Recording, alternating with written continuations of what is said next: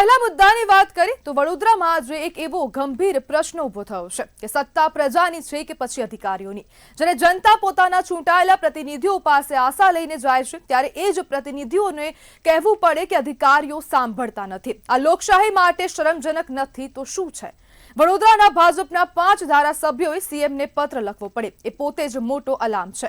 Collector, DDO, SP અને commissioner સામે સીધી રજૂઆત થાય એ બતાવે છે કે વહીવટ ક્યાં જઈ રહ્યો છે। આક્ષેપ છે કે હકીકત જાણ્યા વગર ગુલાબી ચિત્ર રજૂ થાય છે। ફાઇલોમાં વિકાસ દેખાય છે પરંતુ મેદાનમાં જનતા તડપી રહી છે। સરકારને સાચી સ્થિતિથી દૂર રાખવામાં આવે છે। આ માત્ર બેદરકારી નથી, આ ગંભીર ખામી છે। એમએલએ શૈલેષ મહેતાનો આક્ષેપ વધુ તીખો છે। પોતાને સરકાર માનીને અંધાધૂન વહીવટ થઈ રહ્યો છે। જો ચૂંટાયેલા પ્રતિનિધિઓનો અવાજ દબાય તો સામાન્ય નાગરિકને સાંભળે કોણ? આ લડાઈ વ્યક્તિગત નથી, આ પ્રજાના અધિકારની લડાઈ છે। વડોદરાને કાગળ પરનો વિકાસ નહીં, જમીન પરનો ન્યાય જોઈએ છે।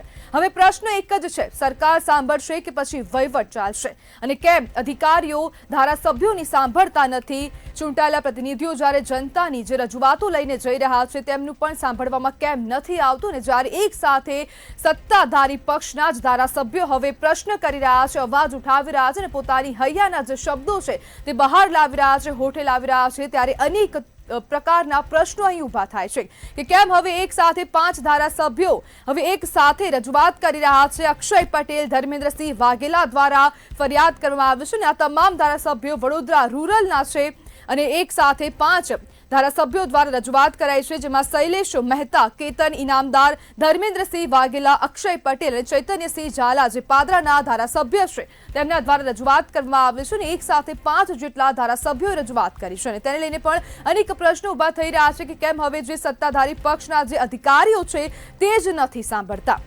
અને શૈલેષ મહેતા જે ડભોઈના ધારાસભ્ય છે તેમને રજૂઆત કરી, કેતન ઇનામદાર જે સાવલીના ધારાસભ્ય છે તેમને હવે અવાજ ઉઠાવ્યો છે, ધર્મેન્દ્રસિંહ વાઘેલા જે વાઘોડિયાના ધારાસભ્ય છે તેમને હવે રજૂઆત કરી છે, અક્ષય પટેલ જે કરજણના ધારાસભ્ય છે, ચૈતન્યસિંહ ઝાલા જે પાદરાના ધારાસભ્ય છે, આ તમામ ધારાસભ્યો દ્વારા હવે સીએમને સીધી રજૂઆત કરવામાં આવી છે, એસપીની રજૂઆત કરવામાં આવી છે, ડીડીઓને રજૂઆત કરવામાં આવી છે।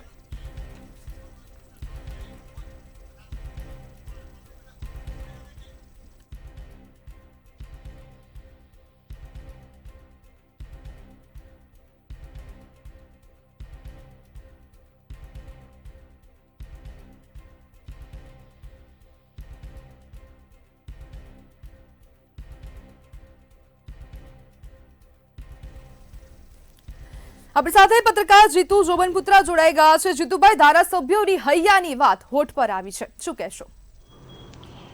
જો નંદિની, આ વસ્તુ પહેલી વાર નથી થઈ વડોદરામાં। જી 2017ની અંદર બી 4 ધારાસભ્યો વડોદરા સર્કિટ હાઉસમાં ભેગા થયા હતા અને ત્યારે પણ એમની રજૂઆત એ જ હતી કે અધિકારીઓ અમારું માનતા નથી, અમારા કામો થતા નથી અને વડોદરાની અંદર વારંવાર આવા બનાવો બનતા રહ્યા છે અને ગુજરાતમાં બી ઘણી જગ્યાએ આવા બન્યા છે।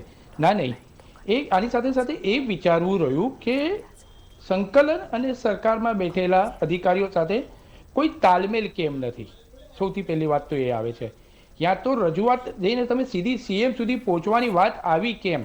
પહેલી વાત એ પ્રજાના પ્રશ્નોની તમે વાત કરી રહ્યા છો તો એ પ્રજાના પ્રશ્નો કયા પ્રશ્નોનો ઉકેલ નથી આવતા એની વિગતવાર કોઈ જગ્યાએ પત્રની અંદર ઉલ્લેખ નથી।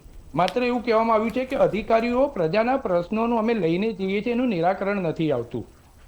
પણ જો આની સાથે સાથે આ ધારાસભ્યોએ જે રજૂઆતો કરી હોય અને એની જો નિરાકરણ ના આવ્યું હોય, એની વિગતવાર જો પત્રમાં અથવા મીડિયા થકી બધાને માહિતી આપી હોય તો પ્રજાને બી ખબર પડે કે કયા પ્રશ્નો એમના હતા ને એ સોલ્વ નથી થતા।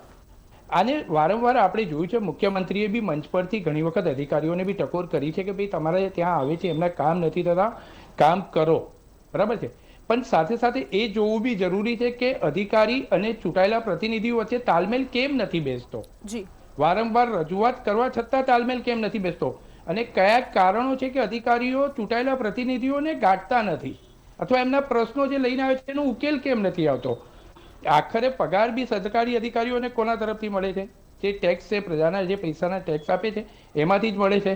પ્રતિનિધિઓને બી પગાર એમાંથી જ મળે છે। તો તાલમેલ તો હોવો જ જોઈએ ને। અને આટલા 2-2.5 વર્ષની ટર્મ પૂરી થઈ ગઈ તમારી, ત્યાર પછી તમે પત્ર લખો છો બરાબર છે, અને સીધે સીધો એ પત્ર મીડિયાની અંદર વાયરલ કરો છો અથવા વાયરલ થાય છે, આપણે એવું સમજી લઈએ.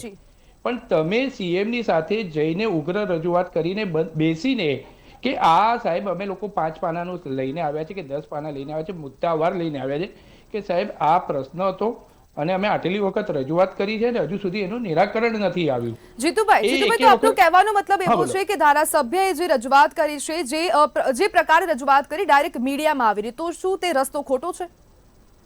જો મીડિયાની સામે લાવ્યા છે એના કરતાં એ પહેલા જઈને સીએમને પણ મળ્યા હોત અથવા સીએમને ટાઈમ માંગ્યો હોત, સીએમએ ટાઈમ આપ્યો હોત વિગતવાર. હું હજુ બી કહું છું, પત્રમાં સંપૂર્ણ વિગતવાર નથી, માત્ર એવું કહેવામાં આવ્યું છે કે અધિકારીઓ અમારું માનતા નથી, અમારા પ્રજાના પ્રશ્નો નથી થતા. હવે નંદિની એક વાત સમજવા જેવી બી છે કે પ્રજામાં એ પણ ચર્ચા થતી હોય છે કે કયા કામો નથી થતા, પ્રજાના કામો નથી થતા કે બીજા કોઈ કામો નથી થયા એટલે આ લોકો બધા ભેગા થયા છે.